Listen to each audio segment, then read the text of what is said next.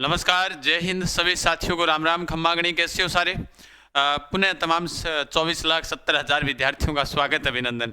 जैसा कि आप तमाम साथियों को पता होगा कि राजस्थान के अंदर जो चतुर्थ श्रेणी कर्मचारी भर्ती थी उसके फॉर्म अप्लाई हो चुके हैं और ना उसके अंदर कोई तारीख पड़ेगी ना कोई और, क्योंकि जिसने पहले भराया, क्योंकि इतने दिन समय होने के बावजूद भी अगर आप फॉर्म अप्लाई नहीं कर पाए तो कोई मतलब नहीं है। और दूसरी बात, विभाग ने भी ये पहले ही कहा था हम तारीख नहीं बढ़ाएंगे। इस चीज़ को लेकर विभाग हमेशा से एक्टिव रहा है, उनके हमेशा से मैसेज ट्वीट के ऊपर ट्वीट आते रहे हैं। तो आप उन चीज़ों को लेकर कमेंट मत करो, क्योंकि आप पहले सोए हुए थे, तो ऐसा कुछ होने वाला नहीं है। लेकिन आप तमाम साथियों को एक बात बता देता हूं कि अगर आपने आज जो अंतिम दिन है किसका, आवेदन के अंदर संशोधन का अंतिम दिन है। अब कई बार विद्यार्थियों के सवाल रहा कि विभाग के अंदर जो संशोधन है क्या ये करना जरूरी है, कौन सी चीज करना जरूरी है। अंतिम दिन आज है, एक गलती अपने ऊपर सब पर भारी पड़ सकती है, क्योंकि ये तो तय मानकर चलिएगा जिस अभ्यर्थी मन लगाकर इस भर्ती की तैयारी करेगा उसका श्योर सिलेक्शन है। अब जब सिलेक्शन है तो उसके अंदर एक गलती भी नहीं होनी चाहिए आपसे। एक गलती भी अगर हो गई है तो आपको हमेशा के लिए फिर ये सोचोगे कि यार मैं अगर उस दिन कर देता तो थोड़ा सा सेट हो जाता। तो मेरा बताने का फर्ज बनता है, आज अंतिम दिन है। तमाम साथी इस वीडियो को शेयर वेयर कर दीजिएगा सभी साथियों के पास में, ताकि ये गलती ना रहे। देखो, सबसे पहले आप तमाम साथियों को बता देता हूं कि संशोधन है वो अपना शुरू हो चुका है, यानी कि आज इसकी अंतिम तारीख है। संविधान में संशोधन की प्रक्रिया हम दक्षिण अफ्रीका से लेकर आए थे और इन फोरम के अंदर संशोधन, कई बार विद्यार्थी ये सोच रहा है कि भाई फोरम में जब संशोधन करूं तो कौन सी चीज का संशोधन करूं। पहली बात, जैसे मान लो आपने अपना नाम भरा है और नेम के अंदर अगर गलती कर दी, फादर्स नेम के अंदर अगर आपने गलती कर रखी है या फिर मदर्स नेम के अंदर अगर आपने गलती कर रखी है तो आप इसमें संशोधन कर सकते हो, ठीक है।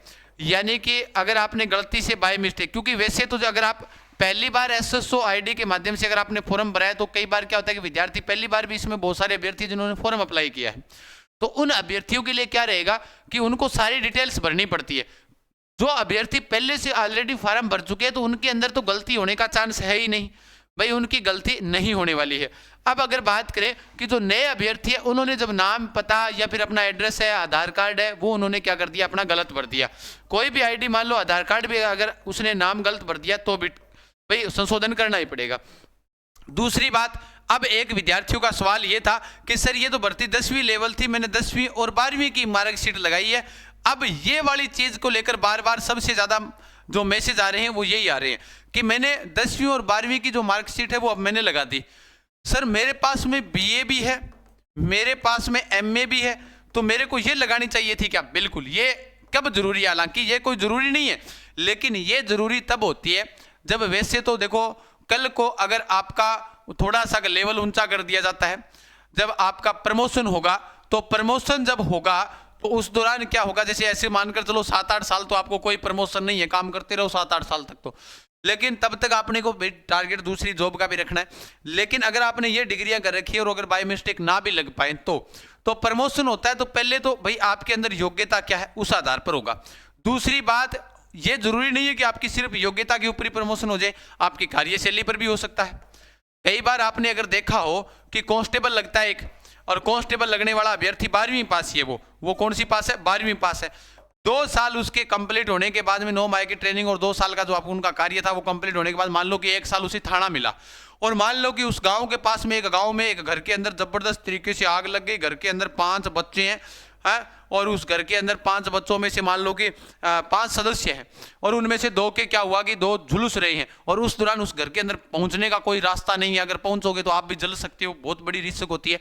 और उस दौरान मान लो उस कांस्टेबल ने उन बच्चों को बचा लिया हो, भाई साहब तुरंत उसका प्रमोशन हो जाएगा। अब वो भले ही 12वीं पास हो और उसी भर्ती के अंदर अगर आपके साथ आप लगे और आपके पास चाहे भले ही पीएचडी हो, है ना, तो आपका प्रमोशन नहीं होगा, इसका हो जाएगा। मेन चीज वही होती है आपकी कार्यशैली। अगर आपने मान लो कि अगर आपने बीए बीएड की है तो 300 रुपये चार्ज है, भाई अगर आप संशोधन करोगे तो आपसे 300 रुपये लगेंगे, 50 रुपये मित्र वाला लेगा, ये क्यों नहीं ऐड करो इसके साथ में भी 350 रुपये लगेंगे आपकी, है ना। तो 350 रुपये लगेंगे। आप अपनी जो डिग्री है वो 12वीं पास वाली है, 10वीं की तो मार्कशीट लगनी है। बीए कर सकते हो, वहाँ पर एमए का रखिए तो एमए कर सकते हो, बीएड कर सकते हो तो वो डिग्री लगा सकते हो, वो डिग्री भी लगा सकते हो, आप कोई इश्यू नहीं है, क्योंकि पीएचडी धारी जो विद्यार्थी है जो भावी कर्मचारी है उन्होंने भी इसका क्या भरा है, फॉर्म भरा है, तो उन्होंने भी अपनी डिग्रियां लगाई है। तो आप तमाम साथियों को बता देता हूं कि अगर आपके कोई भी किसी प्रकार का इश्यू है तो आप वो संशोधन जरूर करवा लेना। ये वाली चीज इसलिए बतानी जरूरी है क्योंकि कल को प्रमोशन मान लो 7 या 8 साल बाद में होता है तो वो इस आधार पर होगा, किस आधार पर, आपकी डिग्री के आधार पर, दूसरी बात आपकी कार्यशैली के आधार पर होगा। वैसे प्रमोशन नहीं होने वाला है इसके अंदर। हाँ, अगर कोई कह रहा है ना कि आपको ऐसे ही प्रमोशन हो जाएगा, ना, नहीं होगा। मैंने एक उदाहरण दे दिया, आपकी कार्यशैली क्या है उस आधार पर प्रमोशन होगा, बिना उस कार्यशैली के आधार पर आपका प्रमोशन नहीं होगा। समझ गए बात को? यानी कोई कहे कि भाई अगर आपको ऐसे कह दे कि भाई नहीं प्रमोशन हो जाएगा आपका, ऐसे ही हो जाएगा, नहीं होगा। जरूरी होता है वो तो मेन चीज क्या होती है कि प्रमोशन के लिए आपकी सैलरी क्या है, वो चीज जरूरी है। समझ में आई बात? तो ये वाली चीज आप कर सकते हो। उसके अलावा अगर आपने जैसे मान लो कि विभाग को लेकर, अगर आपने विभाग, 3 विभाग थे उसमें, अगर आपने विभाग कौन सा भरा है, मेरा तो यही मानना था कि अगर आप जो विद्यार्थी बाहर रहकर तैयारी करना चाहता है और साथ में इस नौकरी के साथ में पैसा भी आता रहे और तैयारी करना चाहता है, वो सचिवालय सबसे पहले ऊपर अप्लाई कर देना। 1 नंबर परफॉर्मेंस में वो लगा देना, 2 नंबर वो आप जो भी लगाओ, आरपीएससी अधीनस्थ बोर्ड जो भी लगाना चाहो वो आपकी इच्छा आगे वाली, ठीक है।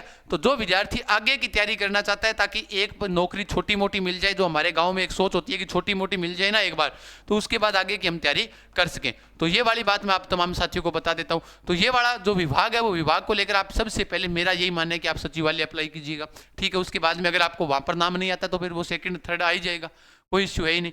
फिर बात आई दूसरी बात, सर अब हम तैयारी करना चाहते हैं, कोई बात नहीं, मैंने आप तमाम साथियों को बताया है उड़ान एजुकेशन ऐप डाउनलोड करें, उड़ान एजुकेशन ऐप डाउनलोड करें और अपनी तैयारी को बेहतरीन परफॉर्मेंस के माध्यम से तैयारी कर सकते हो।